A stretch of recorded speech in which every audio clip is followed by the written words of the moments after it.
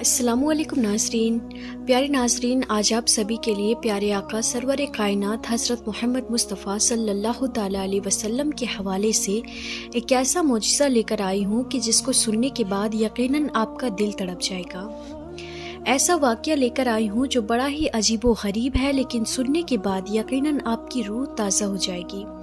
आपका ईमान ताज़ा हो जाएगा। जो सच्चे आशिक रसूल हैं, इस वीडियो को अभी लाइक करें और कमेंट में या रसूल अल्लाह ज़रूर लिखें।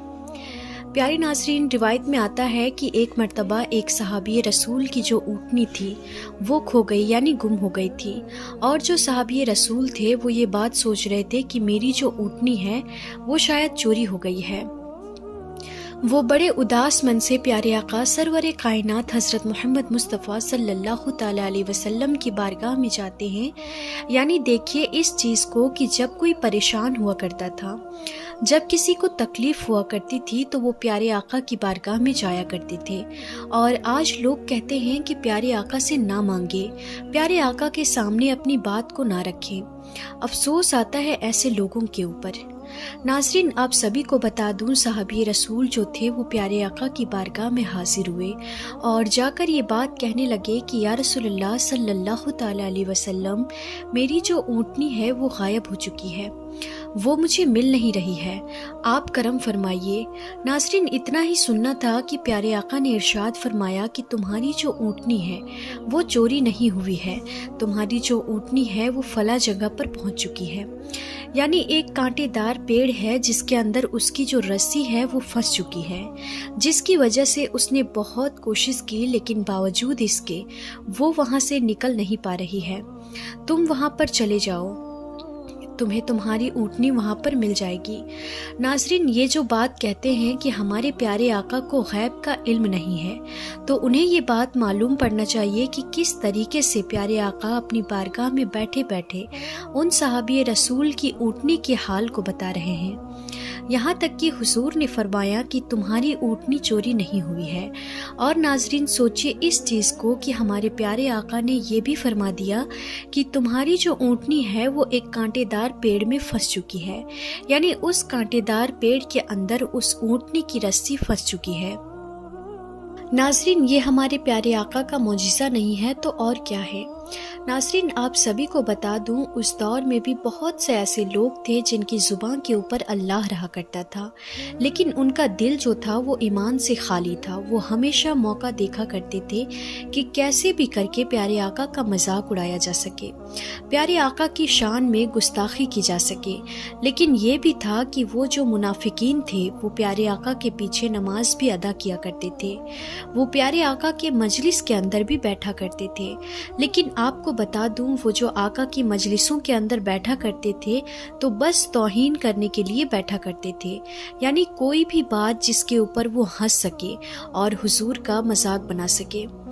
तो मेरे प्यारे नाज़रीन, आप सभी को बता दूं, जब प्यारे आका ने उन सहाबी रसूल को ये बात बता दी कि तुम फला जगह पर चले जाओ, तुम्हारी ऊँटनी जो है वो वहाँ पर पहुँच चुकी है एक कांटेदार पेड़ के अंदर। तो नाज़रीन, जैसे ही वो हुजूर की बारगाह से निकले तो कुछ मुनाफिकीन जो थे उन्होंने आकर उन सहाबी रसूल को घेर लिया और उन सहाबी रसूल से ये बात कहने लगे कि बताओ, तुम हुजूर के पास गए थे,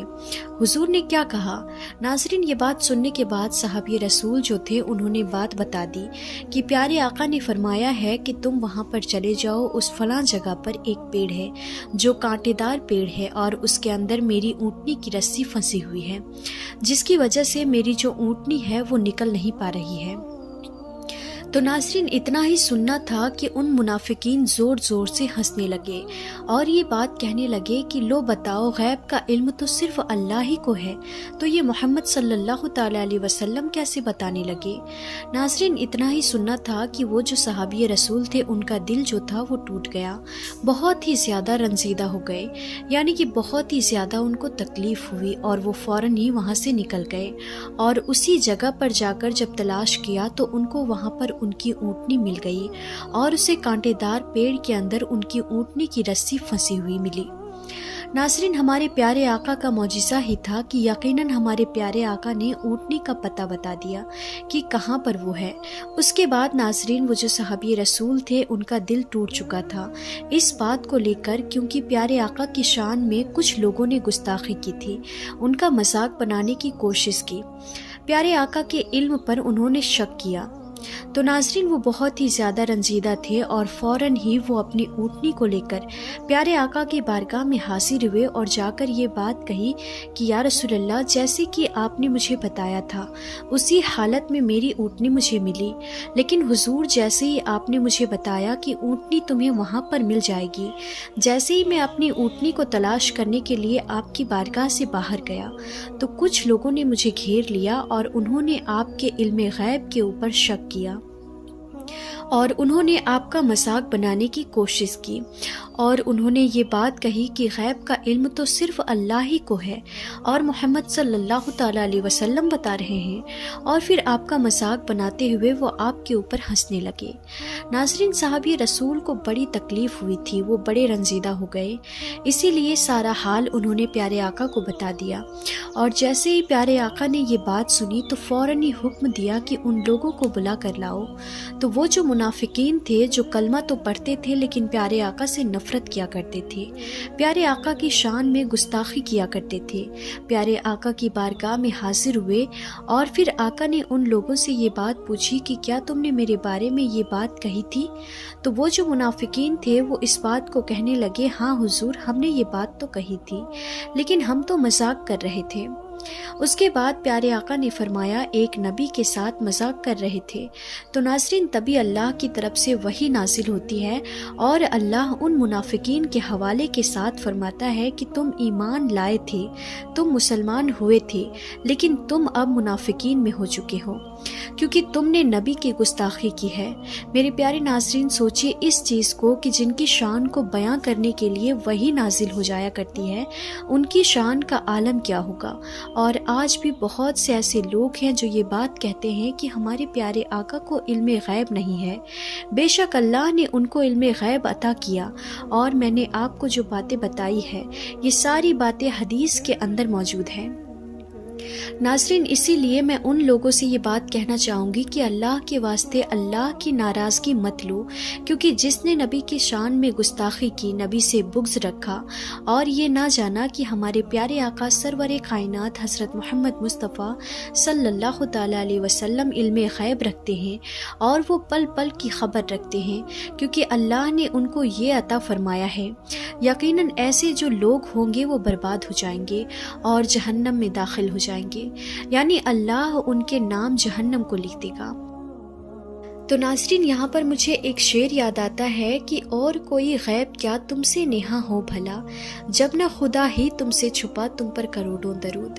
ناظرین، جسے اللہ نہ چھپا اس سے کون سا غیب چھپ سکتا ہے؟ کیا اللہ سے بڑھ کر اور کوئی غیب ہو سکتا ہے؟ ہرگز نہیں۔ ناظرین، ہمارے پیارے آقا کی شان یقیناً بہت ہی زیادہ اعلیٰ ہے، اس کو سمجھنا یقیناً ناممکن ہے، اسی لیے پیارے ناظرین، پیارے آقا کی شان میں کبھی گستاخی مت کرنا، کیونکہ جس نے پیارے آقا کو ناراض کیا، ان کا مذاق بنایا، تو اس کا برا انجام ہونے والا ہے، کیونکہ اللہ نے اپنے پیارے محبوب کو ہر عیب سے پاک فرمایا، اور جو لوگ آج بغض نکالنے کی کوشش کرتے ہیں، خامیاں نکالنے کی کوشش کرتے ہیں، وہ لاکھ کوشش کر لیں گے لیکن پیارے آقا کی شان کبھی بھی گھٹ نہیں سکتی، کیونکہ جس کی شان کو اللہ نے بڑھا دیا، کہ جس کی شان کو بیان اللہ نے قرآن مجید کے اندر کر دیا، تو پھر ہم اور آپ پیارے آقا کی شان میں گستاخی کیسے کر سکتے ہیں؟ تو پیارے ناظرین، آخر میں اللہ تبارک و تعالیٰ سے دعا ہے کہ اے میرے مولا، ہم سب کی جانے انجانے میں کی گئی گناہوں کو معاف فرما۔ اے میرے پروردگار، ہماری ہر صغیرہ اور کبیرہ گناہوں کو بخش دے۔ اے اللہ، ہم سب کو نیک اور اچھا انسان بننے کی توفیق عطا فرما، آمین یا رب العالمین۔